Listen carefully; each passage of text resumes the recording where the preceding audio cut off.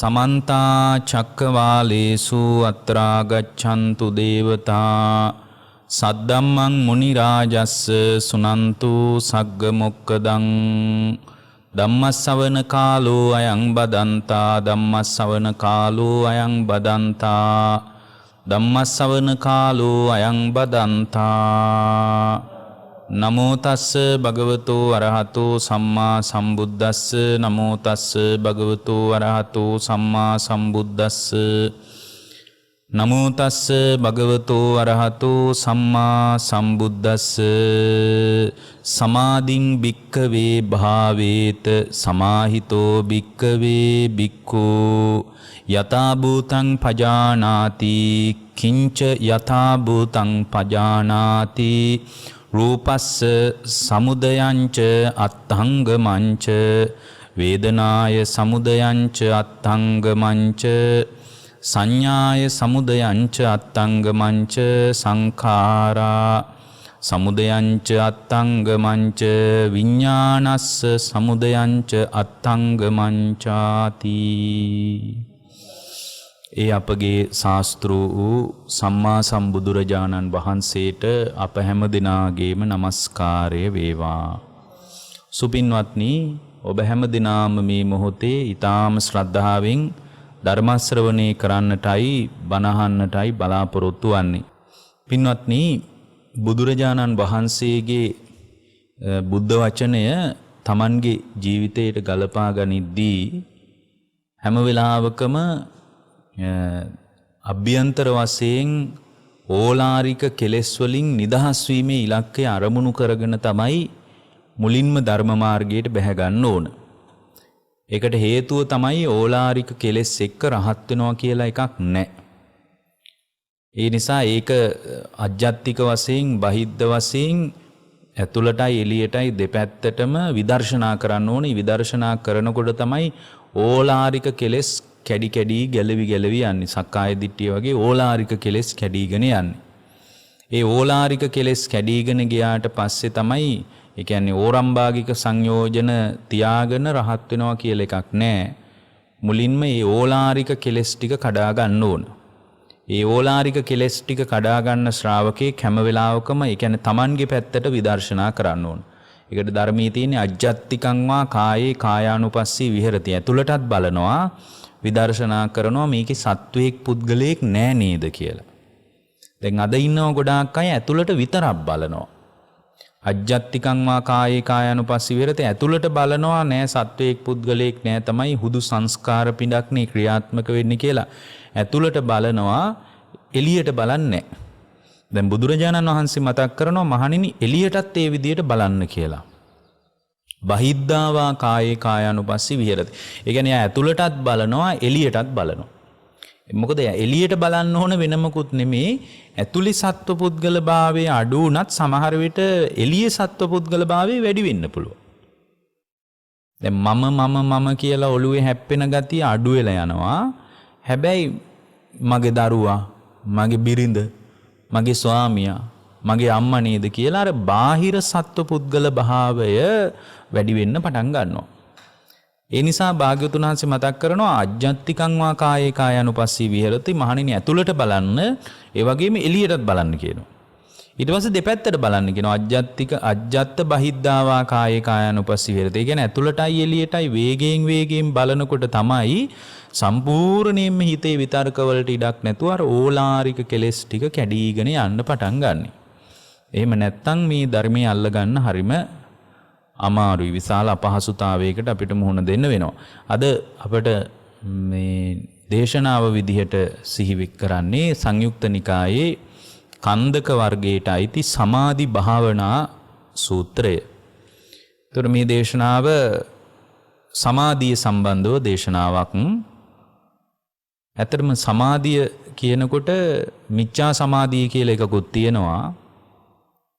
සමාධිය පිළිබඳ චූලවේදල්ල සූත්‍රය වගේ දේශනාවල අදහස ගත්තොත් විශාක සිටුවරයා ගිහින් ධම්මදින්නා රහත් තෙරණියගෙන් අහනවා, සමාධිය කියලා මේ කාලේ හරියට කතා වෙනවා.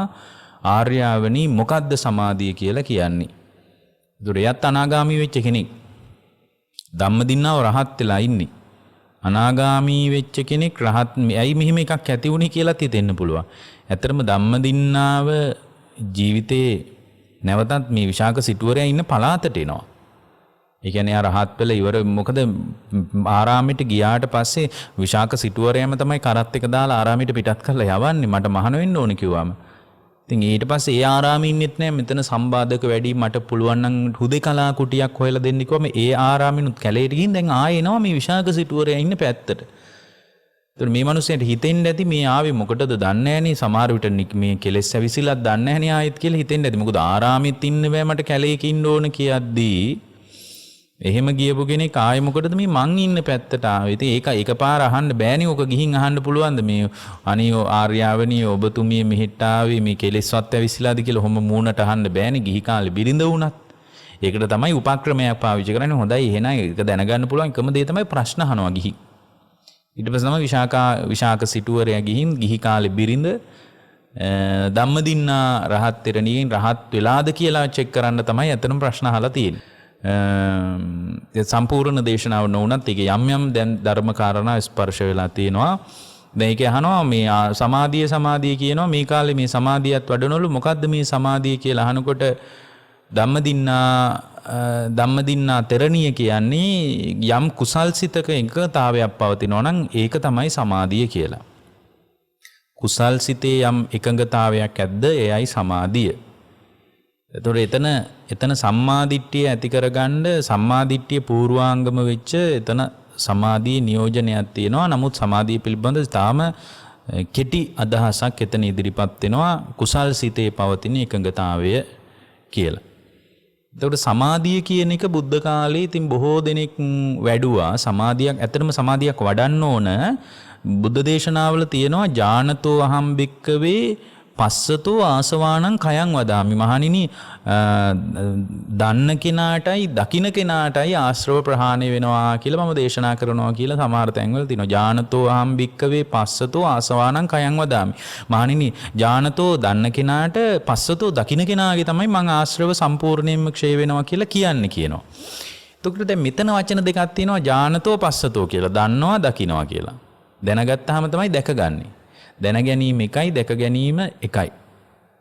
එතකොට දැනගන්න පුළුවන් ඕන කෙනෙකුට. දැන් උදාහරණයක් විදියට කෙනෙක් හිතන්න පුළුවන් දඹදිවට ගියොත් බුදුරජාණන් වහන්සේ වැඩ හිටිය තැන බුදුහාමුදුරුවෝ පිරිනිවන් පාපු තැන බුදු වුණ තැන වන්දනා කරගන්න පුළුවන් කියලා දන්නවා. දන්නවා කියන්නේ දැක්ක කියන එක නෙවෙයිනේ. ඥානතෝ අහම් භික්කවේ පස්සතෝ ආසවානං කයං වදාමි. දන්න කෙනාටයි දකින්න කෙනාටයි ආශ්‍රව ක්ෂය වෙනවා කියලා කියන්නේ. එතන මේ ඥානතෝ කියන තැනම සෝතාපන්නයි. ඥානතෝ අහම් භික්කවේ පස්සතෝ ආසවානං කයං වදාමි කියන්නේ දන්නවා කියන තැන සෝතාපන්නයි. දකින්නවා කියන තැන තමයි අරහත්ත්වයටපත් වෙන්නේ. දකින්න නම් සමාධිය අවශ්‍යයි. අන්න ඒකයි මෙතන තියෙන්නේ. සමාධිය තුලින් තමයි දැක ගන්න වෙන්නේ. දැන් සමහර අය දැන් ඉන්නවා භාවනාව ඕනේ නැහැ කියනවා. ඒතර ඇත්තටම භාවනාව ඕනේ නැහැ කියන එක පිළිබඳ ගැඹුරු සාකච්ඡාවක් හදාගත්තොත් ඇත්තටම සෝතාපන්න වෙන ශ්‍රාවකයෙකුට භාවනාව වුමනත් නැහැ මුලින්ම. දැන් ඒතර මේකත් කෙලින්ම කෙනෙක් කියන්න පුළුවන් නෑ භාවනාව නැතුව කොහොමද කියලා. ඇත්තටම ආශ්‍රව ක්ෂය වෙන ආකෘතිය ගැන දැන ගැනීම කියන එකට මේ භාවනාව ප්‍රමුඛ ඕනේ. භාවනාව තියෙනවා නම් වඩා උද්‍යෝගයෙන් ඒ වැඩේ කරගන්න පුළුවන්.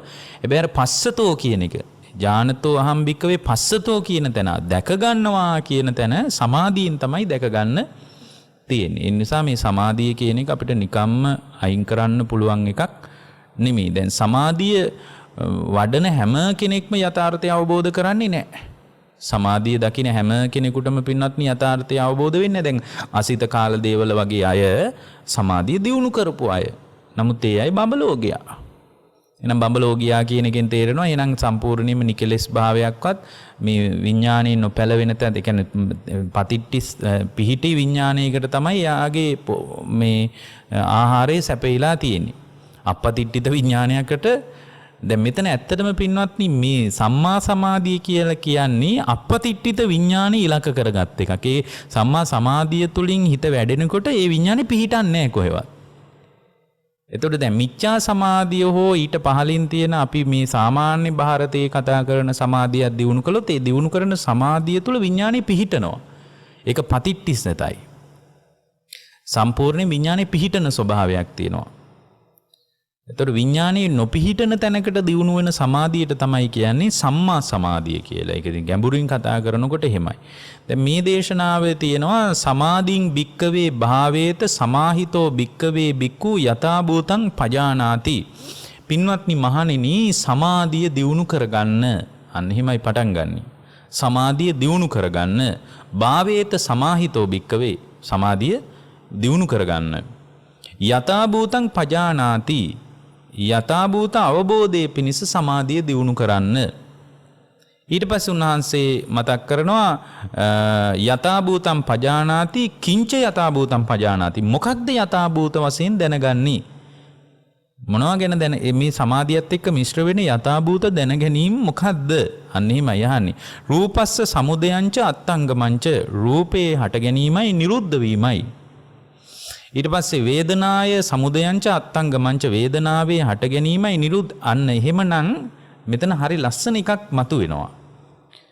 ඊට පස්සේ උන්වහන්සේ මතක් කරනවා සංකාරයේ සමුදයංච අත්තංගමංච. සංස්කාරයේ හට ගැනීමයි නිරුද්ධ වීමයි. විඥානයේ සමුදයංච අත්තංගමංච. විඥානයේ හට ගැනීමයි නිරුද්ධ වීමයි. මෙන්න මෙතන පින්වත්නි යථාභූත ඥාන එහෙමත් නැත්නම් ඇත්ත ඇති හැටියෙන් දැන ගැනීම මුල් වෙලා තමයි සම්මා සමාධිය උපදින්නේම න.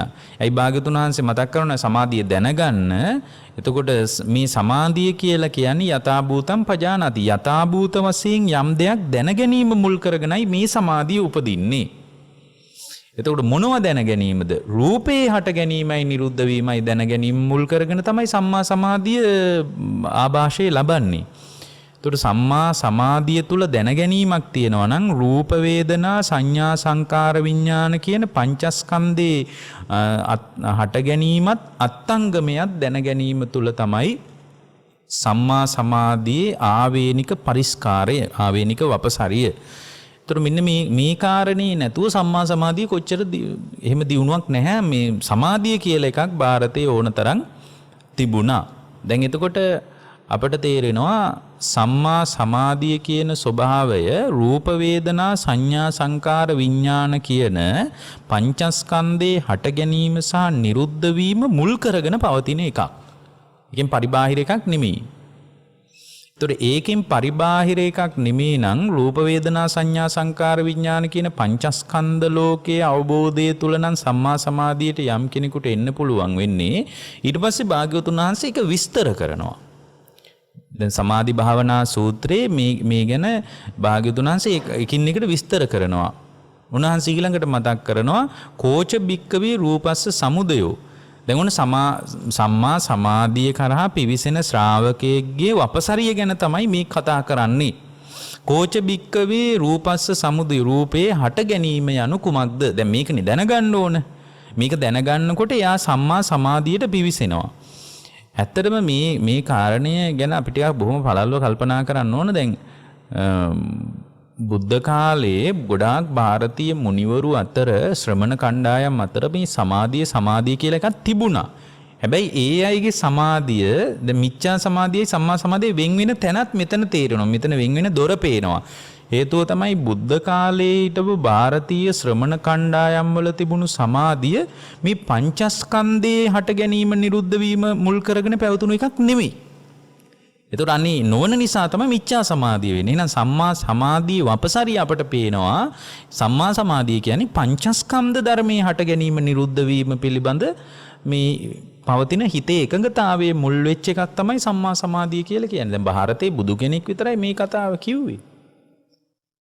එතකොට මේ බුදුරජාණන් වහන්සේ ඒ කාලේ තිබුණු විවිධ සමාධි මාත්‍රා හුරු කරලා බැලුවා. ඒවා එක එක විදියට පුහුණු කරලා අත්දැකලා බැලුවා. ඒ වගේ මොකක් හරි නිවීමක් සුවපත් වීමක් තියනවද කියලා. දැන් ಭಾರතයේ නිගණ්ඨනාථ පුත්‍රට සමාධියක් තිබුණා. හැබැයි ඒක මිච්ඡා සමාධියක්. ඒක පංචස්කන්ධයේ උදේවැය දැකීම මුල් කරගෙන පැවතුණු එකක් නෙමෙයි. එහෙමනම් සම්මා සමාධිය පැහැදිලි. අපි සම්මා සමාධිය කියනකොට කියනවා මේ සමාධිය කියලා අපි නිකන් උඩු අර්ථේ කතා කරනවා. දැන් අපිට පැහැදිලි එහෙනම් බුදු දේශනාවේ කියන මේක හොඳට බලා ගන්න පින්වත්නි සමාධි භාවනා සූත්‍රයේ ඉතාම හොඳින් පැහැදිලි. සම්මා සමාධිය කියලා කියන්නේ පංචස්කන්ධයේ උදේවැය දැකි ඒ යථාභූත ඥානයේ ඉලක්කගතව එකට අනුබද්ධව පවතින තත්වයක්. ඒකයි මේ කියන්නේ සභාවේත සමාහිතෝ භික්කවේ භික්ඛු යථාභූතං පජානාති. යථාභූත ඇත්ත ඇති සැටියෙන් දැන ගැනීම මුල් කරගෙන පවතින එක. මොනවා ගැන ඇත්ත ඇති සැටියෙන් දැන ගැනීමටද මේ සමාධිය මැදිහත් වෙන්නේ? එතනදී තමයි කියන්නේ රූපස්ස සමුදයං ච අත්තංකමංච. රූපේ හට ගැනීමයි නිරුද්ධ වීමයි දැන ගැනීම පිණිස තමයි මේ සමාධිය එකම ඉලක්කය. එතකොට මේ සමාධිය වෙන මොකුත් ඉලක්කයක් නැහැ. දැන් පළවෙනි ධ්‍යානයේ තුලත් දැන් බුද්ධ දේශනාවේ දැන් නිගණ්ඨනාද පුත්තට තිබ්බනේ පළවෙනි ධ්‍යානෙ. මම හිතන්නේ නිගණ්ඨනාද පුත්තට පළවෙනි ධ්‍යානෙ තිබිලා තියෙනවා හොඳට. ඒකනේ අර එක තැනක අහන්නේ චිත්ත ගෘහපතියගෙන් මේ අහනවනේ ගිහින් මේ චිත්ත ගෘහපතියා නිගණ්ඨනාද පුත්තගේ ආරාමයට එනකොට නිගණ්ඨය ඔක්කොම එකතු වෙලා මේ ඉන්නකොට අර ඈතින් චිත්ත ගෘහපතියා එනවා.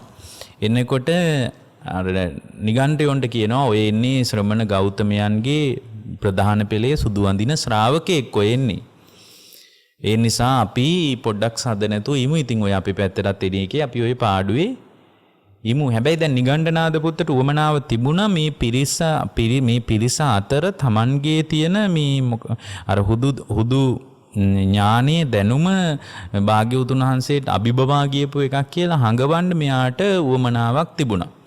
ඒ වෙලාවේ තමයි මේ මෙතනදී කියන්නේ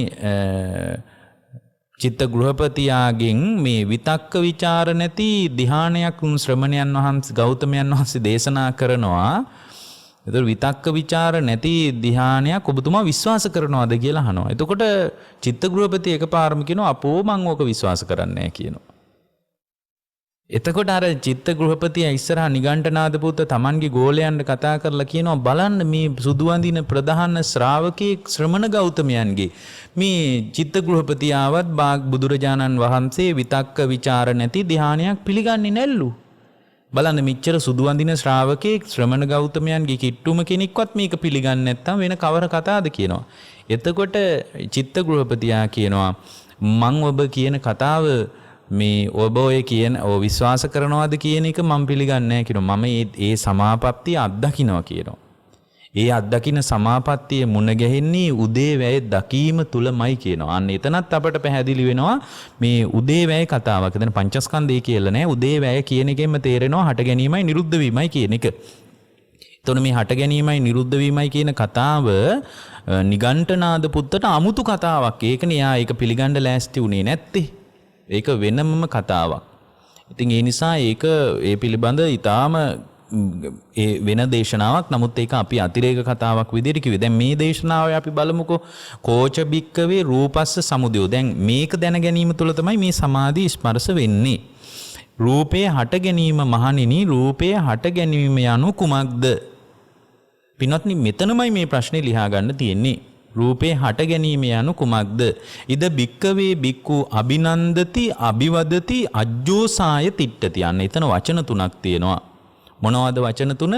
ඉද බික්කවේ බික්කු අභිනන්දති අභිවදති අජ්ජෝසාය තිට්ඨති.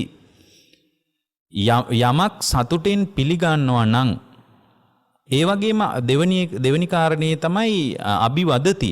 සතුටින් පිළිගනිමින් ඒකම හුවා දක්වමින් කතා කරනවා නම් ඊට පස්සේ කියනවා අජ්ජෝසාය තිට්ඨති. ඒකටම බැහැගෙන ඉන්නවා නම් අනි බැහැගෙන ඉන්න ස්වභාවය පිළිබඳ තමයි ගැඹුරින් අවබෝධ කරන්න ඕන රූපය පිළිබඳ. ඔන්න රූපය සම්බන්ධ කාරණා තුනක් පිළිබඳ දැනගැනීම තුළ තමයි රූපයේ සමුදය පවතින්නේ. මොකද්ද? රූපං අභිනන්දති. එයා රූපය අභිනන්දනය කරනවා. දැන් රූපය අභිනන්දනය කරනවා කියන්නේ රූපේ සතුටෙන් පිළිගන්නවා. එයා ලෑස්ති නෑ රූපය හට ගැනීම ගැන කල්පනා කරන්න. සතුටෙන් පිළිගන්නවා. දැන් හටගෙන නිරුද්ධ වෙලා යන ස්වභාවයක් රූපය තුල පවතින්නේ කියලා මෙයා පිළිගන්න ලෑස්ති නෑ. රූපං අභිනන්දති. රූපය අභිනන්දනය කරනවා. රූපේ සතුටෙන් පිළිගන්නවා.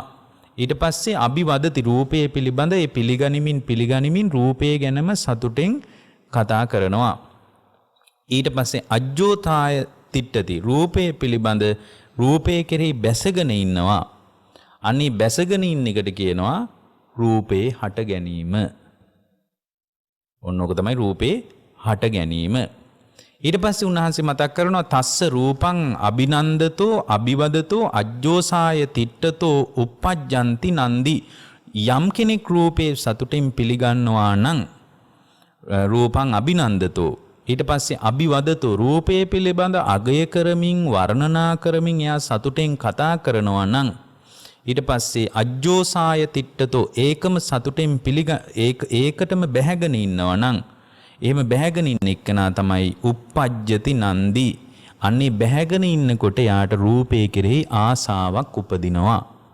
දැන් මම ලේසි කරලා ඔබට කියන්නේ රූපේ කෙරෙහි අභිනන්දනය කරනකොට සතුටෙන් පිළි අරගෙන කතා කරනකොට රූපයට බැහැගෙන ඉන්නකොට රූපේ කෙරෙහි ආසාවක් උපදිනවා.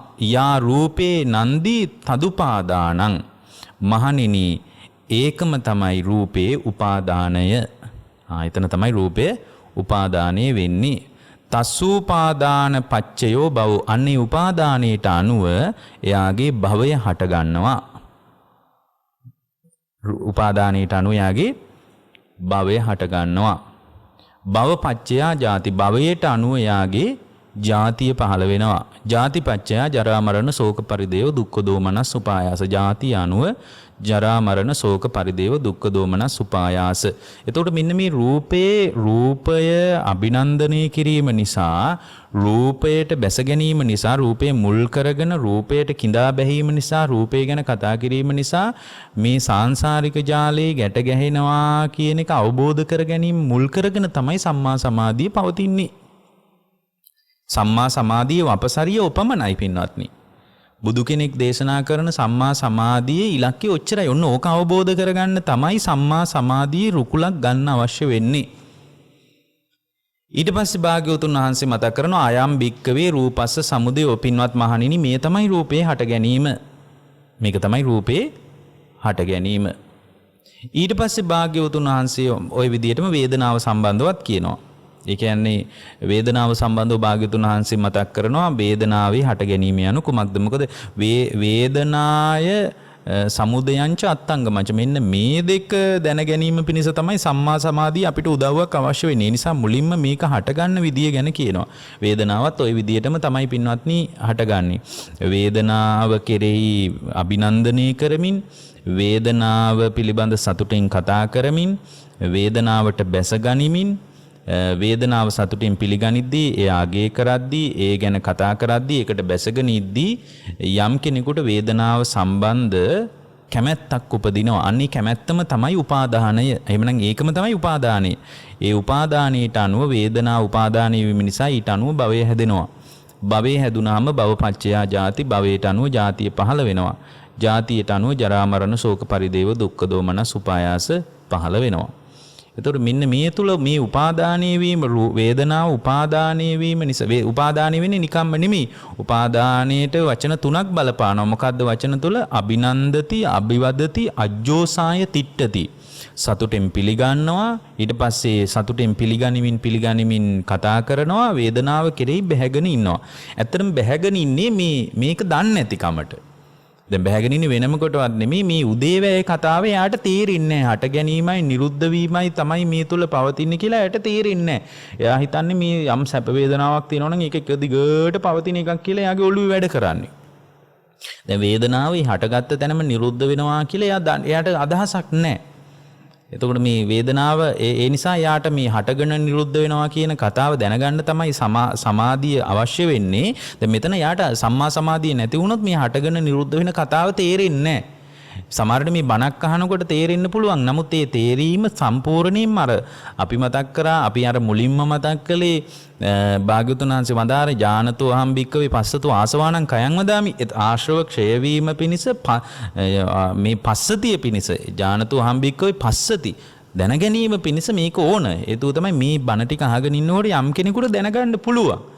හැබැයි මේ දැන ගැනීම ස්ථාවර නැහැ. ඒක ඕනම වෙලාවක වෙනස් වෙන්න පුළුවන්. මේ සම්මා සමාධිය තමයි තල්ලුව දෙන්නේ. හැම මස්ලේනහර ඇට මිදුළු වලටම කිඳා බහැලා මේ සමුදයයි අත්ංගමයයි දෙක ලෝකේ රිද්මය නේද? මේක නේද හැම දැනීම් මාත්‍රයකම හැම ඇසීම් මාත්‍රයකම හැම සිතීම් මාත්‍රයක් තුළම මේක නේද ක්‍රියාත්මක වෙන්නේ කියලා සම්පූර්ණයෙන්ම මිදීම පිණිස මෙන්න මේ සම්මා සමාධිය උදව් වෙනවා. නැත්තම් බණ ටිකක් අහගෙන ඉන්න වෙලාවට තේරෙනවා ඇත්ත තමයි ඔය ඔබ වහන්සේලා කියන කතාව මේ හට ගැනීමයි නිරුද්ධ වීමයි තියෙන්නේ කියලා තේරෙනවා. දැන් භාවනාව කරනකොට කොහොමද තේරෙනවා? දැන් භාවනාව තුළ අර ප්‍රීතිය පස්සද්ධිය ඔක්කොම ඇති වෙලා ගිහින් අන්තිමටම කියනවනේ මේ සම්පූර්ණයෙන්ම නිර්වේදය හට ගන්න මේ සමාධිය හට ගන්නවා. සමාධිය හටගත්තට පස්සේ යාට යථාභූත ඥාන දර්ශනය උපදිනවා කියලා කියනවනේ. එහෙමනේ තියෙන්නේ. දැන් සමාධිය පිණිස එයා මුලින්ම ප්‍රීතිය හට ගන්නවා, පස්සද්ධිය හට ගන්නවා, සැපේ හට ගන්නවා. මේ ටික ඔක්කොම හටගෙන එනකොට එයාගේ හිත සමාහිත වෙනවනේ. අන්නේ සමාධිය තුළ එයාට තේරෙනවා මේ සමාධිය තුළ එයාට තේරුණා ඇත්තටම මේ හට ගැනීමයි නිරුද්ධ වීමයි වෙන සම්පූර්ණ ස්කන්ධ ධර්ම ටිකක්මයි ක්‍රියාත්මක වෙන්නේ කියලා. අන්න එතන ඉඳලානේ පින්වත්නි ඒක හොඳටම තේරුණාට පස්සේනේ එයා තුළ සම්පූර්ණ යථාභූත ඥාන දර්ශනයක් උපදින්නේ. එහෙමනේ කියන්නේ. සමාධිය නිසා යථාභූත ඥාන දර්ශනයක් උපදිනවනේ නෑ මොකක්වත් ඇත්තේ නෑ තමයි මේ හට ගැනීමයි නිරුද්ධ වීමයි තියෙන්නේ. අන්න ඒක තමයි මේ කියන්නේ වෙන විදියකට. එතකොට ප්‍රීතිය පස්සද්ධිය ඔක්කොම ඇති වෙලා මේ කායික මානසික සැපේ ඔක්කොම අත්විඳිනකොට එයාගේ භාවනාව තුළ සමාධිය කියලා එකක් උපදිනවා. ඒ සමාධිය උපන්නට පස්සේ තමයි මේ යථාභූත ඥාන දර්ශනය උපදින්නේ. මොකද්ද යථාභූත ඥාන දර්ශනේ? යථාභූත ඥාන දර්ශනේ මේ පංචස්කන්ධේ පින්වත්නි හට ගැනීමයි අත්ංගමයයි මෙතන උපදින්නේ. ඒක තමයි යථාභූත ඥාන දර්ශනේ. එතකොට මේ සමාධිය මුල් කරගෙන තමයි එයාට මේ පංචස්කන්ධේ සම්පූර්ණයෙන්ම හට ගැනීමයි නිරුද්ධ වීමයි එයාට අත්දකින්න ලැබෙන්නේ. අන්නේ අත්දැකීම නිසා තමයි එයාගේ හිත තුළ මේක හොඳට අහගන්න. ඒ අත්දැකීම නිසා එයාගේ හිත තුළ සම්පූර්ණයෙන්ම Tamanගේ හිත තුළ නිර්වේදයක් හට ගන්නවා. නිර්වේදයක් හට ගන්නවා. නිබ්බිදාව කියලා අපි කියන්නේ ওই දේශනාවල අපි නිතර තියෙන ඔය උපනිෂ සූත්‍රවල එහෙම හරියට තියෙන්නේ නිබ්බිදා තිස්ස වචනීයන්නි ඔය හගාතාවලක් තියෙන්නේ අත නිබ්බින්දති දුක්ඛේ. එයාට මේ පංචස්කන්ධ දුක ගැන කලකිරෙනවා එහෙමනේ තියෙන්නේ. ඒ කලකිරුනේ මොකක් නිසාද? ඒ කලකිරුනේ යථාභූත ඥාන දර්ශනයක් නිසා. එතකොට අන්නේ යථාභූත ඥාන දර්ශනයට තමයි සම්මා සමාධිය තල්ලුව දෙන්නේ. ඒකයි උපනිෂ සූත්‍ර හැම එකම කියන්නේ සම්මා සමාධිය නිසා යථාභූත ඥාන දර්ශනය උපදිනවා කියලා. එතකොට කාචබික් ඒ කියන්නේ සමාධිය නිසා යථාභූත ඥාන දර්ශනම් පජානාති යථාභූත ඥාන දර්ශනයත් උපනිෂ සහිතයි. ඒක නිකම්ම පහළ වෙන්නේ නැහැ. ඒකට උදා වුණේ සමාධිය. ඒතර සමාධිය නිසා යථාභූත ඥාන දර්ශනය කියන්නේ මේ ලෝකේ මේ ඇත්තටම අනිත්‍ය දුක්ඛ අනාත්ම කියන කතාවම තමයි. හැබැයි එතන යථාභූත ඥාන දර්ශනය කියන්නේ පංචස්කන්ධයේ මුදේවැය. පංචස්කන්ධ ධර්මයක හට ගැනීමයි නිරුද්ධ වීමයි මේ කාරණේමයි එතන තේරෙන්නේ. මේක තේරෙනකොට එයා තුල නිර්වේදයක් හට ගන්නවා. නිබ්බිදාවක් හට ගන්නවා. නිබ්බිදාව හටගන්නේ එක්ක අනිත්‍ය ස්වභාවය දැකීම තුළ, එක්ක දුක්ඛ ස්වභාවය දැකීම තුළ, එක්ක අනාත්ම ස්වභාවය දැකීම තුළ. දැන් මෙතන හකුලලා ඒකට කියනවා අපි උදේවැය කියලා. ඒකත් අනිත්‍ය දුක්ඛ අනාත්ම ස්වභාවයම තමයි. එතකොට මේ මෙතන උදේවැය උදයබ්බ ඥානය කියලා එහෙම අපි හඳුන්වන්නේ මේ පංචස්කන්ධේම 50 ආකාරයකින් හට ගැනීමයි නිරුද්ධ වීමයි දකින්න ඕන කියලා පටිසම්භිදාමක් ගෙහෙම කියන්නේ. 25ක් හට ගන්න විදියට දකින්න ඕන, තවත් 25ක් නිරුද්ධ වෙන විදියට දකින්න ඕන කියලා. ඒකට වෙන කතාවක්. නමුත් දැන් මෙතන කියන කතාව ඊට වඩා වෙනයි. දැන් මේ සමාධිය තල්ලුව දෙනවා යථාභූත ඥාන දර්ශනයට.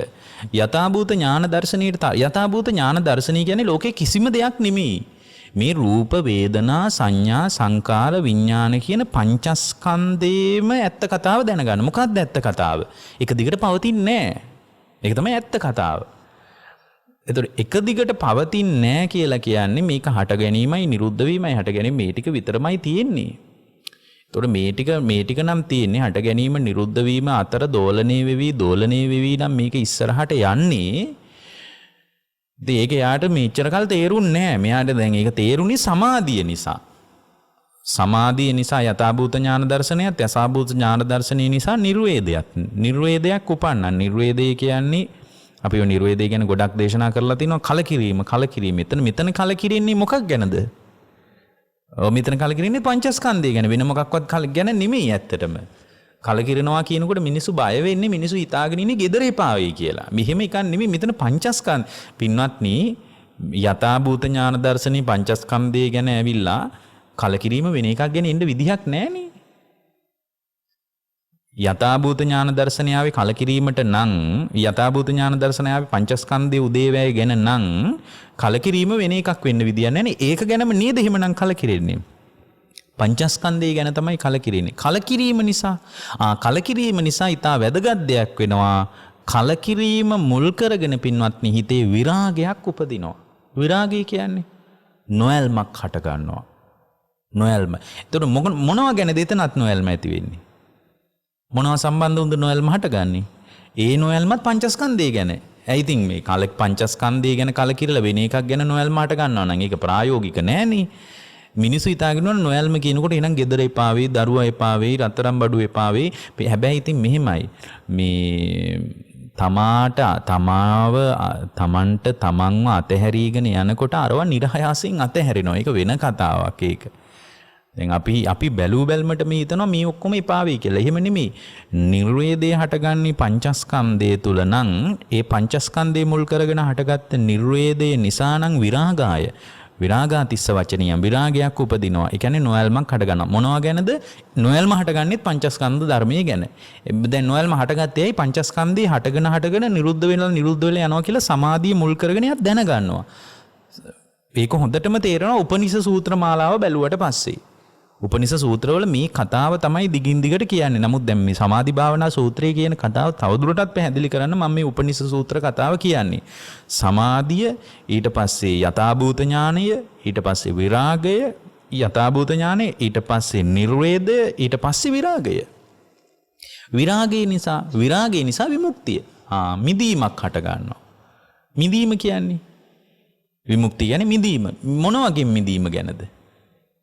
මිදීමත් පංචස්කන්ධය ඉලක්ක කරගෙන තියෙන්නේ. ඉතින් මේ දැන් පින්වත්නි හොඳට කල්පනා කරලා බලන්න. මම මේක හොඳට තේරෙන්නේ කියන්නේ මේ තේරෙන අය ඇති මේ ගොඩක් අයට මේ මහතුරුන්ට හොඳ දහම් දැනුමක් තියෙනවනේ.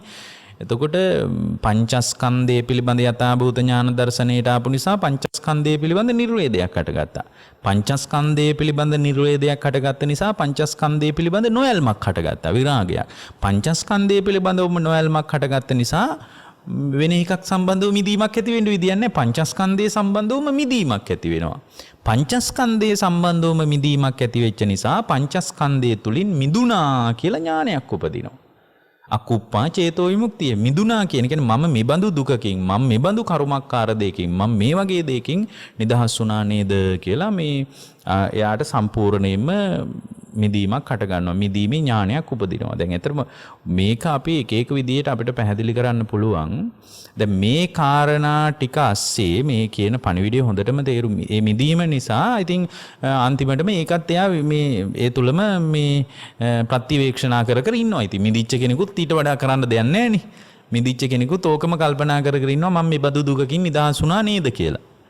එතකොට උන්වහන්සේත් කල්පනා කරන්නේ පංචස්කන්ධයෙන් මිදීම ගැනමයි. මිදිච්ච කෙනා වෙන එකක් ගැන කල්පනා කරන්නේ නැහැ. මිදීමේ ඥානයක් උපන්නට පස්සේ එයා කල්පනා කරන්නේ තනිය මම මේ වගේ කර්මකාර පංචස්කන්ධ දුකකින් නේද නිදහස් වුණේ කියලා ඒකම විදර්ශනා කරනවා. ඒකනේ අර සාරිපුත්ත හාමුදුරුවෝ සමහර තැන්වල කියන්නේ මේ සාරිපුත්ත හාමුදුරුවන්ගෙන් අහනවනේ මේ අරහත්ත්වයට පත්තුණු කෙනෙක් කොයි වගේ අරහත්ත්වයට පත්තුණු කෙනෙක් ditta ධම්ම වේදනේ සුඛ විහරණය පිණිස කොහොමද කල්පනා කරන්න කියලා අහනවනේ. එතකොට කියනවා මේ අර ආයුෂ්මතුනි අවබෝධයට පත්තුණු කෙනෙකුත් අරහත්ත්වයට පත්තුණු කෙනෙකුත් කල්පනා කරන්නේ එයාගේ කල්පනාවත් මේ පංචස්කන්ධය පිළිබඳව ගණ්ඩතෝ සල්ලතෝ රෝගතෝ ශුන්‍යතෝ මේ විදිහට කියන්නේ පංචස්කන්ධයේම අනිත්‍ය වශයෙන් දුක් වශයෙන් අනාත්ම වශයෙන් ගඩුවක් වශයෙන් උලක් වශයෙන් අනිත්‍ය දෙයක් වශයෙන් ශූන්‍ය දෙයක් වශයෙන් එහෙම කල්පනා කරනවලු.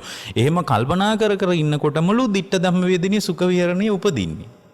එතකොට එයා තුලත් එහෙම ඇති වෙන්නේ. දැන් මෙන්න මේක තමයි මෙතන සමාධියෙන් දෙන තල්ලුව නිසා තමයි මේ සම්පූර්ණයෙන් මිදීමේ ඥානෙ උපදින්නේ. දැන් මෙතන ඒක තමයි කියන්නේ. මේක හොඳට ලියා ගන්නවා. සමාධිය තුල පිහිටියාට පස්සේ යාට හොඳට මේක තේරෙන්න පටන් ගන්නවා. එතනම සමාධිය කියන්නේ මේක තේරුම් ගැනීම පිණිස පවතින ප්‍රත්‍යයට. දැන් ඊට පස්සේ වේදනාව සම්බන්ධවත් සංඥාව සම්බන්ධවත් සංකාරය සම්බන්ධවත් විඥානීය සම්බන්ධවත් එයා මේ ගැන දැනගන්නවා. එතකොට හට ගැනීම කියන්නේ මොකද්ද කියලා දැනගන්න. මොකද්ද හට ගැනීම කියන්නේ? පංචස්කන්ධ. දැන් අපි පොදු අදහසක් ගමු. හට ගැනීම කියන්නේ මොකද්ද? අභිනන්දති අභිවදති අජ්ජෝසාය තිට්ඨති. එතකොට යා පංචස්කන්ධයේ පිළිබඳ සතුටින් පිළිගන්න ඔන්න මේක දැනගන්න. පිළිගත්තොත් ඊට පස්සේ ඒක අගය කරමින් කතා කළොත් ඊට පස්සේ ඒකට බැසගෙන හිටියොත් අනේ බැසගෙන ඉන්න තාකල් පංචස්කන්ධයක් හට ගන්නවා. එතකොට මේ පංචස්කන්ධය හටගන්නේ මේ උන්වහන්සේ මතක් කරනවා අභිනන්දති අභිවදති අජ්ජෝසාය තිට්ඨති. ඒක පිළිගන්න සතුටින් පිළිගනිමින් කතා කරන්න ඊට පස්සේ ඒකට බැසගෙන ඉන්න බැහැගෙන ඉන්න. ඒ කියන්නේ පංචස්කන්ධයටම බැහැගෙන ඉන්න. ඒ කියන්නේ ආත්ම භාවයෙන් තමයි බහින්නේ පංචස්කන්ධයට. හිතන පංචස්කන්ධය කියන්නේ මට තමයි. මම ආත්මයයි පංචස්කන්ධයයි දෙන්නෙක් නෙමෙයි එකක්. පංචස්කන්ධය ඇසේ ආත්මී තියෙනවා. ආත්මය ඇසේ පංචස්කන්ධය තියෙනවා. ආත්මයයි පංචස්කන්ධයයි එකම තත්වයක්. මේ විදිහට පංචස්කන්ධය ඇසේ ආත්ම කියලා ස්වභාවයක් දකිනවා. අන්න එහෙම බැසගෙන ඉන්නවා යා. සත්පුද්ගල භාවයෙන් පංචස්කන්ධයට බැහැගෙන ඉන්නවා. අනේ බැහැගෙන ඉන්නකොට පින්වත් මේ බැසගෙන ඉඳීම නිසාම නන්දි තදූපදානං. ඒ කියන්නේ එයා තුල පංචස්කන්ධය කෙරේ ආසාවක් උපදිනවා. අන්නේ ආසාවටම තමයි කියන්නේ උපාදානය. ඒ ආසාවට මොකද්ද කියන්නේ? උපාදානය. අන්නේ උපාදානයට අනුව ඊට පස්සේ ඉතින් මේක උඩු දුවන උපාදානයට අනුව භවයේ හැදෙනවා. එතකොට භවය කියන්නේ විපාක පිණිස කර්ම සකස් වෙනවා. විපාක පිණිස කර්ම සකස් වුණාට පස්සේ භවපච්චයා ජාති. භවයට අනුව ජාතිය පහළ වෙනවා. ජාතිය පහළ වුණාම ජාතිපච්චයා ජරා මරණ ශෝක පරිදේව දුක්ඛ දෝමනස්ස කායික දුක් මානසික දුක් හැඬීම් වැළපීම් මේ සියලු දුක්ඛ දෝමනස්සයන් හට ගන්න පටන් ගන්නවා. ඔක තමයි පංචස්කන්ධේ. ඔකට කියන්නේ මොකද්ද? දැන් භාගතුන් වහන්සේ මතක් කළා සමුදයංච. ඔන්න සමුදය දන්නවා. දැන් අත්ංගමයත් එයා දැනගන්නවා. මොකක්ද අත්ංගමේ? දැන් ඔන් රූපේ සම්බන්ධව කියන කෝච බික්කවේ රූපස්ස අත්ංගමෝ. පින්වත් මහණෙනි රූපේ නැතිවීම කුමක්ද? ඇතිවීමයි නැතිවීමයි දැනගන්න ඕනේ. එතකොට නිමිදීමයි විමුක්ති ඥාන දර්ශනයයි ඔය ටික ඔක්කොම ඇති වෙන්නේ. රූපේ අත්ංගමේ මොකද්ද? ඉද බික්කවේ බික්කු නාබිනන්දති.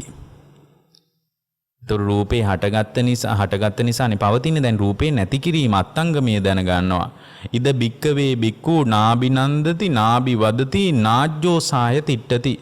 මෙතනදී එයා රූපය අභිනන්දනය කරන්නේ නෑ. යම් දවසක රූපේ අභිනන්දනය නොකළොත්, රූපේ සතුටෙන් පිළි අර ගනිමින් කතා නොකළොත්, රූපයට බැසගෙන නොහිටියොත්, අනේ නොසිටීම තුල තමයි රූපේ අත්ංගමය. රූපේ නිරුද්ධ වීම. මෙතනනේ නිරුද්ධ කරන්න ඕනේ. එතකොට අපිට මේක නිරුද්ධ වෙන්නේ නැති අපි හැම වෙලාවකම රූපේ අභිනන්දනය කරනවා. ඊට පස්සේ අභිවදති රූපේ අභිනන්දනය කරමින් අපි ඒක කතා කරනවා. අජ්ජෝසාය තිට්ඨති. මෙතන යා බැහැගෙන ඉඳීමක් නෑ රූපේට. ඒ කියන්නේ රූපයේ තුල සත්පුද්ගල භාවයක් දකින්නේ නැහැ. ඇත්තටම සත්පුද්ගල භාවයක් දකින්නේ නැහැ කියන්නේ මේ රූපයේ තුල මම කියලා ස්වභාවයක් දකින්නේ නැහැ. යා රූපේ හට ගැනීම ගැන දන්නවා. ඇත්තටම මේවා අස්සෙත් තව කතා තියෙනවා. දැන් රූපයේ පිළිබඳ යා තෝරලා බේරලා දැනගන්නවා. රූපේ කියන්නේ පඨවි ධාතු, ආපෝ ධාතු, තේජෝ ධාතු, ආයෝ ධාතු කියන සතර මහා ධාතුන්ගෙන් හටගත් එකක් කියලා යා දැනගන්නවා. එතකොට මේ සතර මහා ධාතුමයි මේකේ තියෙන්නේ කියලා දැනගන්නවා. මේකේ මේ එළියේ තියෙන සතර මහා ධාතු අතර වෙනසකුත් නැහැ කියලා මේ රූපේ හොඳට තෝරලා බේරලා දැනගන්නවා. උපාදාය රූප ගැනත් හොඳට දැනගන්නවා. ඒ දැනගන්නකොට තේරෙනවා මේකේ කොහෙද සත්වයේ පුද්ගලයෙක්, මේකේ සම්පූර්ණයෙන්ම පඨවි ආපෝ තේජෝ වා. ඒ කියන්නේ මෙතන රූපේ ගැන විතරමයි කතා කරන්නේ. නාම ධර්ම මොකුත් එයා කල්පනා කරන්නේ නැහැ. එතකොට වේදනා සංඥා සංකාර විඥාන කියන ඔක්කොම නාම ධර්මනේ. එතකොට නාම රූප වශයෙන් ඕන නම් බෙදාගෙනත් මේ හට ගැනීමයි අත්ංගමයයි හොඳට තේරුම් අරගෙන ඒ සමාධියෙන් ඒකට තල්ලුවක් අරගෙන සම්පූර්ණ නිදහස් වෙන්නත් පුළුවන්. මේක එක එක පරයයන් කියන්න පුළුවන්. ඇත්තටම රහත් වුණු 100 දෙනෙක් ගත්තොත් එහෙම ඒගොල්ලෝ 100 දෙනාම එකම විදිහට නෙමෙයි අරහත්ත්වයට පත් වෙලා තියෙන්නේ. අවබෝධයට පත්වීම එකයි. නමුත් ඒ අයගේ ධර්මී ස්පර්ශ වීම එක එක තැන් වලින් ස්පර්ශ වෙලා තියෙන්නේ. එක තැන් වලින් දැන් සෝතාපන්න වෙච්ච 500ක් ගත්තොත් මං හිතන්නේ 500 දෙනා 500 විදියක් තියෙන්නේ. ඒකෙන් කියන්න බෑ මගේ එක තමයි හරි ඔයා කොහොමද එහෙනම් සෝතා. එහෙම කියන්න බෑ. හැබැයි මතක තියාගන්න පංචස්කන්ධයේ උදේවැය දකින්න නැතුව රහත් වීමක් නැහැ. සෝතාපන්න වීමක් නැහැ. සමාට ස්කන්ධ මේ සම්පූර්ණයෙන්ම යම් කෙනෙකුට මේ සතර මහා ධාතු වල උදේවැය දැකලා අවබෝධයට පාර හදා ගන්න පුළුවන්. තවත් කෙනෙකුට ආයතන හයේ හට ගැනීම නිරුද්ධ වීමක් දැකලා ඕනනම් පාරක් කපා ගන්න පුළුවන්. තවත් කෙනෙකුට පොදුවේ අදහසක් අරගෙන මේ සම්පූර්ණයෙන්ම පටිච්ච සමුප්පන්නව මේ ලෝකේ හේතුන් නිසා ගැට ගැහෙනවා හේතු නිරුද්ධ වීමෙන් නිරුද්ධ වෙලා යනවා කියලා පොදු න්‍යායකට ඇවිල්ලත් මේක අවබෝධ කරගන්න පුළුවන්. හැබැයි ඔය මොන විදියට රිංගුවත් පින්වත්නි පංචස්කන්ධයේ උදේවැය දැකීම තුලින්මයි මේක කෙලවර කරගන්න තියෙන්නේ. ඒක හරියට අනුරාධපුරයට යන පාරවල් ගොඩක් තියෙන්න පුළුවන්. හැබැයි අනුරාධපුරයට යන්නේ නැතුව අටමස්ථානිය වඳින්න බෑ. අටමස්ථානයේ කේන්ද්‍රස්ථානයේ වෙලා තියෙන්නේ අනුරාධපුරයේ කියන විශාල නගරයමයි. ඒ නගරේ හරහාමයි යන ඕන මිනිහෙකුට පාරවල් එක එක පැත්තෙන් හොයාගන්න පුළුවන්. සමහරලාට දුෂ්කර පාරවල්, පහසු පාරවල්, වේගයෙන් යන පාරවල්, ඊට පස්සේ ළඟයි නමුත් දුෂ්කර පාරවල්, ළඟ කිලෝමීටර් ගාණක් ළඟයි නමුත් පාර දුෂ්කරයි. ඒ විදිහට කැමති පාරවල් වලින් යන්න පුළුවන්. හැබැයි අනුරාධපුරයට නොයා කවුරු හරි අටමස්ථානේ වඳිනවා කියලා කියනවනම් ඒක වෙන්නම බැරි කතාවක්. ඒ වගේ සතර මහා ධාතුන්ගේ ඇත්ත කතාව තේ උදේවැය දැකලා හරි ආයතන හයේ හට ගැනීම නිරුද්ධ වීම දැකලා හරි මේ මොන විදියකින් හරි යම් කෙනෙකුට මේක ඇතුළට රිංගගෙන සම්මාදිට්ඨිය උපදව ගන්න පුළුවන්. හැබැයි සම්මාදිට්ඨිය උපදව ගත්තට වැඩක් නැහැ පින්වත්නි. එයා සම්පූර්ණයෙන්ම විදර්ශනා සම්මාදිට්ඨිය පැත්තට හැරෙනකොට මේ පංචස්කන්ධයේ උදේවැය දකින්නම ඕන. මොන විදියට සම්මාදිට්ඨිය හටගත්තත් පංචස්කන්ධයේ උදේවැය හටගෙන නිරුද්ධ වෙන තත්වෙට ඒ උපන් සම්මාදිට්ඨියම විදර්ශනා කරගන්න බැරි වුණොත් සෝතාපන්න වීමකුත් නැහැ, අරහත් වීමකුත් නැහැ. ඒතකොට මේ පංචස්කන්ධේ උදේවැය දැකීම තුලමයි සම්පූර්ණයෙන් පංචස්කන්ධ දුක හමාර කරගන්න තියෙන්නේ. දැන් ඔන්න රූපේ නිරුද්ධ වීම මෙතනයි තියෙන්නේ. රූපේ නාබිනන්දති, නාබි වදති න අජ්ජෝසාය තිට්ඨති. යා රූපේ සතුටෙන් පිළිගන්නෙත් නෑ, අභිනන්දනය කරන්නෙත් නෑ.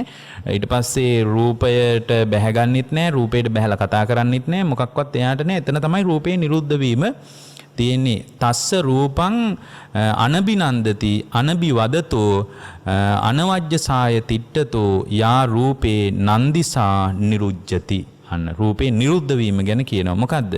රූපේ සතුටින් නොපිලිගනිද්දී දැන් සතුටින් යා රූපේ පිළිගන්නේ. ඇයි පිළිගන්නේ නැත්තේ? රූපේ ඇත්ත කතාව දන්නවා. රූපේ මොකද්ද ඇත්තම කතාන්දරය කියලා මනුස්සයට තේරෙනවා. මේ රූපේ හටගෙන තියෙන පදාර්ථ ගැන යාට විශාල හැඟීමක් දැන් තියෙනවා. මේකේ සත්‍ය පුද්ගලයෙක් නැහැ කියලා හොඳටම තේරෙනවා. තේරෙන නිසා රූපේ අභිනන්දනයක් නැහැ යාට. රූපන් නාබිනන්දති. රූපේ අභිනන්දනය කරන්නේ සතුටින් පිළිගන්නේ නැහැ. සතුටින් පිළි අරගෙන දැන් යා කතා කරන්නේ. ඉතින් පිළිගන්නේ නැත්නම් කතා කරන්නේ නැහනේ කොහොමත්. නාබි වදතෝ එයාගේ වචන නෑ රූපේ සම්බන්ධ සතුටින් පිළි අරගෙන. බැසගෙන ඉන්නෙත් නෑ රූපේට. ඇයි බැහැගෙන ඉන්න දෙයක් නෑ කියලා දන්නවනේ. මෙච්චර කල් බැහැගෙන හිටියනේ සත්‍ය පුද්ගලයෙක් මේකස් ඉන්නවා මගේ රූපේ මගේ ශරීරේ මේ විදිහට බැහැගෙන හිටියනේ. දැන් බැහැගෙන හිඳීමක් නෑ. බැහැගෙන හිඳීමක් නැති නිසා යම් රූපේ සම්බන්ධ යම් ආසාවක් හිතේ තිබුණාද අජ්ජෝසාය තිට්ඨතෝ යා රූපේ නන්දි. රූපේ පිළිබඳ පින්වත්නි යම් නන්දියක් තිබ්බද ආසාවක් තිබ්බද අන්නේ ආසාව නන්දි සා නිරුජ්ජති. ඒ ආසාව සම්පූර්ණයෙන්ම නිරුද්ධ වෙලා යනවා. තස්ස නන්දි නිරෝධා උපාදාය නිරෝධෝ. නන්දිය නිරුද්ධ වුණා. අන්නේ නන්දි කියන ස්වභාවයම තමයි උපාදානය. අර ඒ නන්දි කියන ස්වභාවය තස්ස නන්දි නිරෝධා උපාදාය නිරෝධෝ. ආශ්‍රව නිරුද්ධ වීමමයි බැඳීමේ නිරුද්ධ වීම. බැඳීම නිරුද්ධ වුණොත් ඒ බැඳීම නිරුද්ධ වුණොත් උපාදාය නිරෝධා භව නිරෝධෝ. උපාදානය නිරුද්ධ වෙනකොට උපාදානයට අනුව ඇති වෙනවනේ විපාක පිණිස කර්මයක්. විපාක පිණිස කර්මයක් නිර්මාණය වෙනවනේ උපාදානයට අනුව. අන්නේ උපාදානයක් නැති නිසා උපාදානයට අනුව මෙතන කර්මයක් නිර්මාණය වෙන්න විදිහක් නැහැනේ. කර්මයක් නිර්මාණය වෙන්නේ නැති නිසා ඒ භව නිරෝධය නිසාම ජාතිය නිරුද්ධ වෙලා යනවා. ඉපදීම නිරුද්ධයි. ඉපදීම නිරුද්ධ වෙනකොට ඉපදීම නිසා හටගන්න ජරා මරණ ශෝක පරිදේව දුක්ඛ දෝමනස් උපායාස මේ සියල්ලම නිරුද්ධ වෙනවා. අන්න මේක දැනගන්න තමයි සමාධිය උදව් වෙන්න ඕන. ලෝකේ පංචස්කන්ධ ධර්මයේ ගැන කවුරුවත් දන්නේ නැති නිසා ලෝකේ කිසිවෙකුට සම්මා සමාධියක් නැත. සම්මා සමාධිය පවතින්නේ බුද්ධ ශ්‍රාවකයෙක් තුල පමණි. වෙන කෙනෙක් තුල සම්මා සමාධිය උපදින්නේ නැහැ. හේතුව සම්මා සමාධිය උපදින්නේ නැත්තේ පංචස්කන්ධ ධර්මයේ උදේවැය දැකීමට තල්ලුවක් හදාගන්න තමයි සම්මා සමාධිය උපදව ගන්න. එතකොට මේක ඉතින් මේ අපිට මේ පැය කාලේ මේ ඔක්කොම ආයතන වලට මේ සම්පූර්ණ ස්කන්ධයන්ට කියන්න බෑ. දැන් වේදනා සංඥා සංකාර විඥාන ඔක්කොටම මේක ගලප බලන්න ඕන. වේදනාවත් එහෙමයි. වේදනාව මගේ වේදනාව මට තමයි වේදනාව දැනෙන්නේ කීකී හිතාන ඉන්නවා. එතකොට යා වේදනාවේ ඇත්ත කතාව දැනගන්නවා. මොකද්ද? වේදනාවේ ඇත්ත කතාව තමයි වේදනාවත් විඳීමත් හට ගැනීමයි නිරුද්ධ වීමයි තියෙන්නේ. ඇසේ චක්කු සම්පස්සජා වේදනාව හටගෙන නිරුද්ධ වෙනවා. සෝත සම්පස්සජා වේදනාව හටගෙන නිරුද්ධ වෙනවා. මේ විදිහට හටගෙන නිරුද්ධ වෙන වේදනාවක් තියෙන එසකනාසය දිවකය මනස කියන. ඒ ආයතන හරහා වේදනාව හටගෙන නිරුද්ධ වෙනකොට ඒ නිරුද්ධ වෙන වේදනාව දන්නේ නැති වෙනකොට වේදනාව උපාදානය වෙලා උපාදාන ස්කන්ධයක් තමයි Taman තුල පෝෂණය වෙන්නේ. දැන් මෙතන එහෙම එකක් නැහැ. මෙයා වේදනාව නාබිනන්දති වේදනාවේ නාබිනන්දති වේදනාව අභිනන්දනය කරන්නේ නැහැ. ඇයි අභිනන්දනය කරන්නේ නැත්තේ?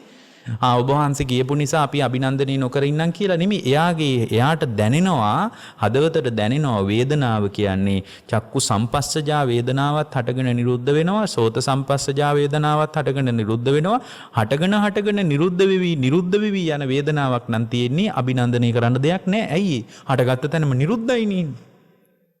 හටගත්ත තැනම නිරුද්ධයි නම් මොනව අභිනන්දනය කරන්නද? නාබිනන්දති. යා වේදනාව අභිනන්දනය කරන්නේ වේදනාව ඇයි අභිනන්දනය කරන්නේ නැත්තේ? ඉස්සෙල්ලා මතක් කළේ මොකක්ද පින්වත්නි?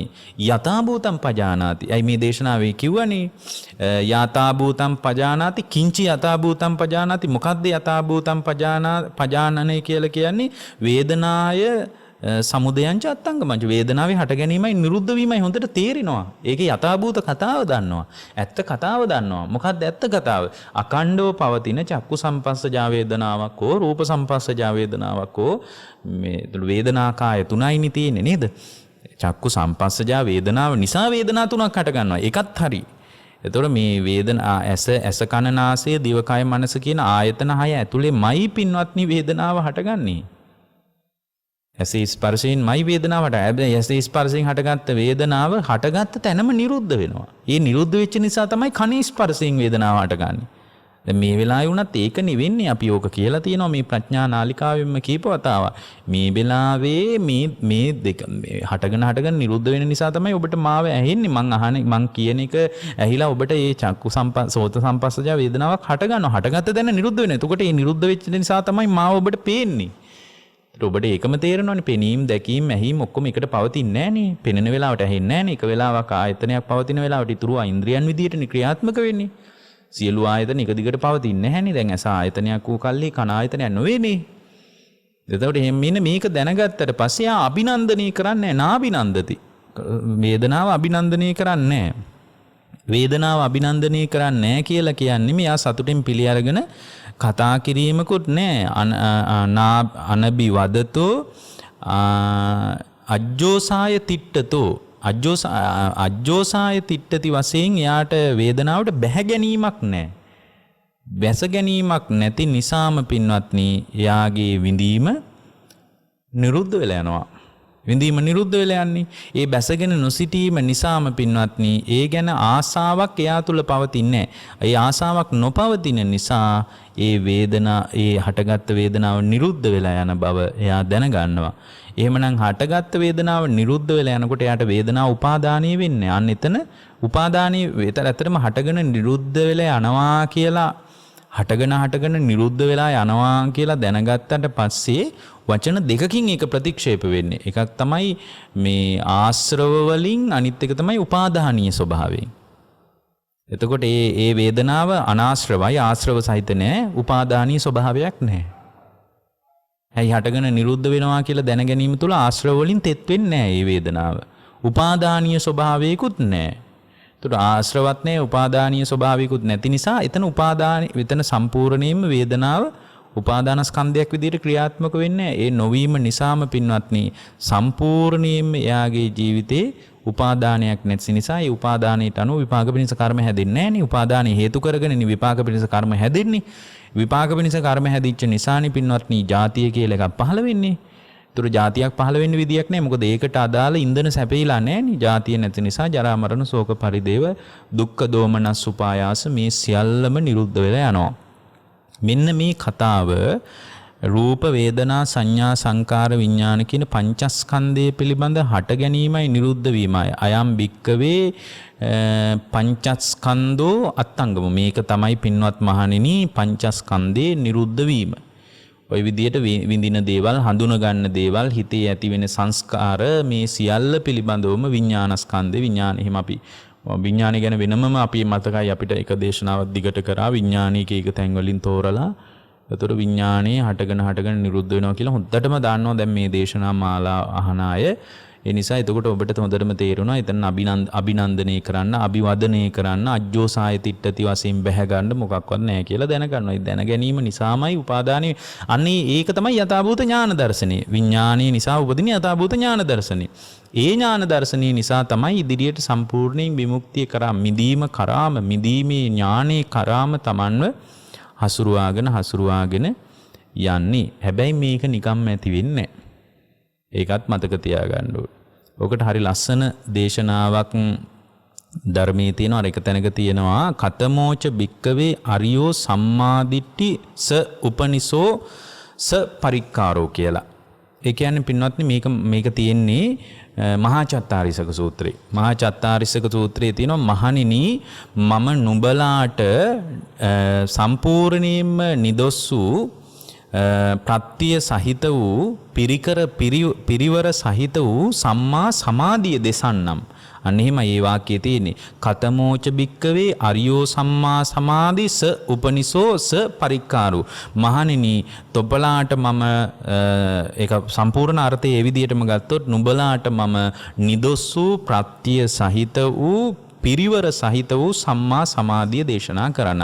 අපි එතන සම්මා සමාධිය විස්තර කරගමු. දැන් මේ සම්පූර්ණයෙන් අපි මේ කියන්නේ සමාධි භාවනා සූත්‍රයේ කතාවක් නෙමෙයි. මේක වෙන කතාවක්. මේක ගැන හොඳට විස්තරයක් දැනගන්න පුළුවන් මහා චත්තාරීසක සූත්‍රයේ බැලුවනම්. ඒකේ මේක හරි ලස්සනට විස්තර කරලා තියෙනවා. භාග්‍යවතුන් වහන්සේ වදාරනවා මහණෙනි මම මේ ඔබලාට මේ නිදොස් වූ පිරිවර සහිත වූ සම්මා සමාධියක් කියන්නම් හොඳට අහගන්න කියනවා. ඔන්න ඒකේ තියෙන විදිය. සෙය්‍යති දන් සම්මා දිට්ඨි. ඊට පස්සේ ඔන්න උන්වහන්සේ කියනවා මහණෙනි මෙයයි මේ පිරිවර සහිත සම්මා සමාධිය. එතන කියනවා ආර්ය අෂ්ටාංග මාර්ගයේ ඊතුරු අංග 7ම කියනවා. සම්මා දිට්ඨි, සෙය්‍යති දන් සම්මා දිට්ඨි, සම්මා සංකප්ප, සම්මා වාචා, සම්මා කම්මන්ත මේ ඔක්කොම කියනවා. සම්මා ජීව, සම්මා වායා, සම්මා සති කියන තැනට කියලා උන්වහන්සේ මතක් කරනවා යාකෝ භික්කවේ ඉමේහි සත්තා මග්ගේහි චිත්තස්ස ඒකග්ගතා පරික්කතා. මහණෙනි මෙන්න මේක තමයි පිරිවර සහිත සම්මා සමාධිය. මුල් අංග ටික ඔක්කොම කියලා කියනවා මේක තමයි පිරිවර සහිත සම්මා සමාධිය. පින්වත්නි පිරිවර සහිත සම්මා සමාධියකින් තොරව පංචස්කන්ධයෙන් නිදහස් වීමක් නැහැ. එමනම් අපට තේරෙනවා මූලික ආර්යාංග ටික වැඩිගෙන එන්නේ නැතුව එකපාර සම්මා සමාධියෙන් විතරක් මේ පංචස්කන්ධයේ උදේවැය දකින්න කතාව සම්පූර්ණයෙන්ම නිකලෙස් වෙන්න පුළුවන් කමක් නැහැ. දැන් මේක තවදුරටත් ඒක හොඳටම තේරෙනවා අයං උච්චති භික්කවේ අරියෝ සම්මා සමාධි ස උපනිසෝ ඉතිපි පරික්කාරෝ ඉතිපි తත්‍ර භික්කවේ සම්මා දිට්ඨි පුබ්බංගමෝ හෝති. පින්වත් මහණෙනි සම්මා දිට්ඨියයි සම්මා සමාධියේ පෙරටුගාමී වන්නේ. සම්මා දිට්ඨිය නැති සම්මා සමාධියක් විමුක්තිය පිණිස නිකලෙස් වීම පිණිස පවත්වන්න බෑ. එහෙමනම් ආර්ය අෂ්ටාංගික මාර්ගයේ අංග සියල්ලම වඩන ගමන් තමයි මේ සම්මා සමාධිය කියන එක දියුණු කරන්න අවශ්‍ය වෙන්නේ. ඒතර සම්මා සමාධිය දියුණු කරනවා කියලා දැන් මේ දේශනාවට අනුව අපට තේරෙන්නේ මේ පංචස්කන්ධය තුල උදේවැය දැකීමේ සිහිය පැවැත්වීමම සම්මා සමාධිය තමයි. දැන් මොකද්ද සම්මා සමාධිය කියලා ආයෙ ලියා ගන්න දෙයක් නැහැ. උන්වහන්සේ මතක් කරනවා පින්වත් මහණෙනි අයං උච්චති භික්කවේ අරියෝ සම්මා සමාධි ස උපනිසෝ ඉතිපි ස පරික්කාරෝ ඉතිපි తත්‍ර භික්කවේ සම්මා දිට්ඨි පුබ්බංගමෝ හෝති. පින්වත් මහණෙනි සම්මා දිට්ඨියම තමයි පෙරටු වෙන්නේ සම්මා සමාධිය පිණිස. ඒ කියන්නේ සම්මා දිට්ඨිය නැති දැන් සමහර අය භාවනා විතරක් කරනවානේ. අන්න ඒ අය අවුල් වෙන්නේ ඔන්න උතන තමයි. අපි භාවනා විතරයි කරන්නේ අපිට භාවනා විතරක් ඇති අපිට ඔය ඊතුරුව මොකක්වත් ඕනේ නැහැ කියලා අතාරිනව නේද? එතන මොකක්වත් නිකලෙස් වීමක් නැහැ. මොකක් හරි පොඩි චිත්ත සමාධියක් උපද්දව ගන්න පුළුවන් වෙයි. මොකද බුදුරජාණන් වහන්සේ මතක් කරනවා මේ පරිවාරයේ රහිත සම්මා සමාධිය ආනුභාව සම්පන්න නැහැ කියලා. ඒකේ පරිවාරයේ තමයි සම්මා දිට්ඨිය ආදී මුලින් පවතින ආර්ය අංග ටික. ඒ අංග ටිකෙන් තොරව සම්මා සමාධියක් ගැන අපිට පින්වත්නි කතා කරන්න පුළුවන්කමක් ඇත්තේ නැහැ. ඒ නිසා මෙන්න මේ කාරණයක් අපි හොඳින්ම තේරුම් ගන්න එක ඊටාම වැදගත් කාරණයක්. ඒ වගේම තමයි දැන් භාග්‍යවතුන් වහන්සේ අපට පෙන්වා දෙන කාරණිය තුල දැන් මේ විදිහට අපේ ජීවිතේට මේ ගලපා ගැනීම තුල සම්පූර්ණයෙන්ම අපිට දැන් එක දෙයක් තේරෙනවා මේ සමාධිය උපදවාගෙන ඒ සමාධිය තුලම පිහිටලා එයාගේ ආධ්‍යාත්මය තුල විමුක්තිය ස්පර්ශ කරන තැනකට යනවා නම් එකම දේ දැන් අපිට අද දේශනාවෙන් එක දෙයක් තේරෙනවා. මොකද්ද? එකම දේ තමයි මේ පංචස්කන්ධයේම හට ගැනීමත් අත්ංගමයත් ඊටාම හොඳින් දැන ගැනීම තුලමයි විමුක්ති ස්පර්ශ වෙන්නේ. ඒකෙන් තොරව මේක කොහොමත් කරගන්න පුළුවන්කමක් නැහැ. අනිත් කාරණේ තමයි මේක වෙන් වශයෙන් සම්පූර්ණයෙන්ම අවබෝධ කර ගැනීම තුල දැන ගැනීම තුල තමයි වෙන් වශයෙන් කියන්නේ මේ රූප වේදනා සංඥා සංකාර විඥාන කියන මේ පංචස්කන්ධයේ වෙන් වශයෙන් හට ගැනීම නිරුද්ධ වීම මානසිකාරය කිරීම තුලම තමයි මේ පංචස්කන්ධයේ පිළිබඳ පිළිකුලක් පංචස්කන්ධයේ පිළිබඳ කලකිරීමක් උපදින්නේ. ඒ කලකිරීමට ගිහි ජීවිතය ගැන අපි කලබල වෙන්න ඕනේ නැහැ. ගිහියෙකුට ඕන තරම් ඒක කරගන්න පුළුවන්. මොකද ගිහි ජීවිතයේ ඇස්සේ මේ නිකන් දරුවත් එක්ක අමනාප වීම වගේ බොළඳ කලකිරීම නෙමෙයි මෙතන ඇති වෙන්නේ. මෙතන ඇති වෙන්නේ Tamanගේ පංචස්කන්ධය පිළිබඳවමයි. එතකොට මේ පංචස්කන්ධයේ පිළිබඳ හටගෙන නිරුද්ධ වෙන කතාව හොඳින්ම දැන ගැනීම තුළ සම්පූර්ණයෙන් ඒ සමාධිය ඇති වෙන තල්ලුවත් එක්ක යථාභූත ඥාන දර්ශනය ඉපදිලා ඒ යථාභූත ඥාන දර්ශනයේ තුලින්ම සම්පූර්ණයෙන්ම යා විමුක්තිය කරා යනකොට යාට ඔන්න ඒ සම්මා සමාධිය තුලින් මතුවෙච්ච කාරණය හැමමස්ලේ නහර ඇට මිදුළු වලටම கிඳා බහිනවා. මොකද්ද? යංකින්චි සමුදය ධම්මං සබ්බන්තං නිරෝධ ධම්මං සියල්ලම හටගෙන නිරුද්ධ වෙනවා. ඒක තමයි හොඳටම තේරෙන්නේ. ඇත්තටම රහතන් වහන්සේගේ චින්තනය උපමනයි. සියල්ලම හටගෙන නිරුද්ධ වෙනවා. ඒ කියන්නේ මේ මොහොතේ ඇතිවෙන යම් දැනීමක් තියෙනවා නම් ඒ දැනීමත් හටගෙන නිරුද්ධ වෙනවා කියලා තේරෙනවා. දැන් මොකක් හරි මේ දැන් රහතන් වහන්සේට අර ආශ්‍රව සහිත උපාදානීය ගතියක් නැහැනේ පංචස්කන්ධේ. එතකොට ආශ්‍රව සහිත බවත් උපාදානීය ස්වභාවයකුත් නැති නිසා උන්වහන්සේ තුල පංචස්කන්ධයක් ක්‍රියාත්මක වෙනවා. උපාදානීය ස්වභාවයක් නැති වුණාට. එතකොට මේ පංචස්කන්ධ ක්‍රියාත්මක වීම තුලත් උන්වහන්සේ විදර්ශනා කර ඉන්නේ නෑ මේ ඇති වෙන දැනීම මාත්‍රේ. මොකක් හරි මේ මොහොතේ දැනෙනවනේ දෙයක්. ඇහෙන එක හරි හිතෙන් ඇහෙන එක හරි දකින්න දේ හරි රහතන් වහන්සේලාත් රූප දකින්නවනේ. අවබෝධයටපත් වුණු කෙනත් රූප දකින්නවා. එයාටත් කතා කරන ඒ අවබෝධයටපත් වුණු උත්මයාටත් කතා කරන ඒවා ඇහෙනවා.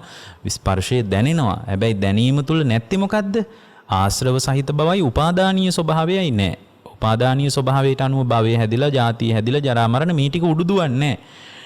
ඒ නොදැනීම නිසා ඒ කියන්නේ ඒ කාරණේ සම්පූර්ණයෙන්ම පංචස්කන්ධයෙන් උපාදානීය ස්වභාවයේ බැහැර වෙලා ගියපු නිසා ඒ උත්මයා තුල ඒ මොහොතෙත් සම්පූර්ණයෙන්ම විදර්ශනා කර තමයි ජීවිතේ ගෙවන්නේ. මේ ඇති වෙන දැනීම මේ මොහොතේ මොනවා හරි මට දැනෙනවා නම් ඒ දැනෙන්නෙත් හේතු සහිතවයි කියලා එයා කල්පනා කරනවා. මොනවද හේතු? මේ වෙලාවෙත් මගේ පංචස්කන්ධ ධර්මයේ මේ මොහොතේ ආයතන ක්‍රියාත්මක වෙනවා.